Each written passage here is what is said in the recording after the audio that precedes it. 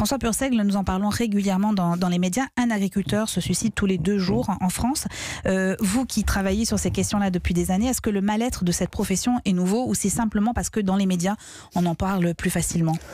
Disons qu'aujourd'hui, il s'exprime différemment, ce malaise. On voit bien que les agriculteurs sont un peu indéterminés dans ce que je vais appeler leur position sociale.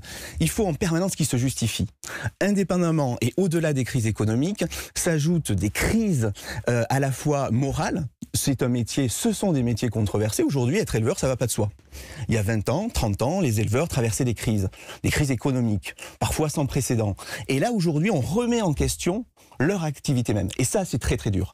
Au moment même où sur les exploitations, ils sont de plus en plus seuls. Vous pensez aux crises sanitaires notamment, crise sanitaire, à la défiance qu'on peut avoir, socio-technique, défiance autour d'une alimentation, alors même que les agriculteurs sont attendus. Et c'est ça qui est difficile à vivre aussi pour des agriculteurs, à qui on en demande toujours plus, alors même qu'ils sont seuls dans des exploitations, et qu'ils sont amenés à se justifier en permanence. À se justifier auprès du grand public, à se justifier auprès de leurs conjoints-conjointes, à se justifier auprès de leur banque.